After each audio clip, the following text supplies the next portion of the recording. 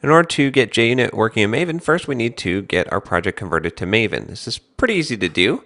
What I did is I restored our project back to before we had created the ant build.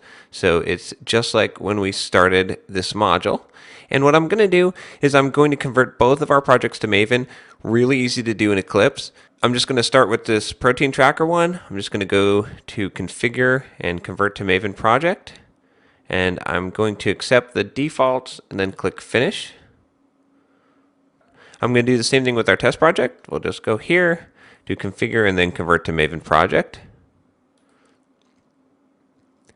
Then what we'll want to do in Maven is we'll want to make it so that this project depends on this other project in order to build it. And the way that we do this is we use this pom.xml file. We can modify this and we can add a dependency. So what we'll need to do is add a dependency on this other project. And we can get the information if we look at this protein tracker's POM file. It's just called protein tracker. And then we want to grab this version. And we'll go ahead and add this as a dependency. So our group ID will be protein tracker. And our artifact ID will be protein tracker. Then for version, we're going to use this version. We'll go ahead and hit OK. Then we need to add JUnit. And for version, we're going to do latest.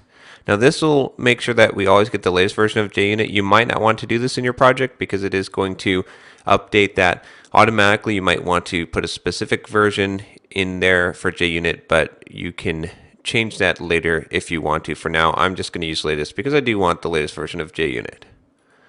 So now you can see our protein tracker test project depends on protein tracker and JUnit. I'll go ahead and save this POM file. And then what we want to do is install this protein tracker into our Maven repository so that we can use it in this one. We'll do that next, and then we'll be able to run our JUnit tests.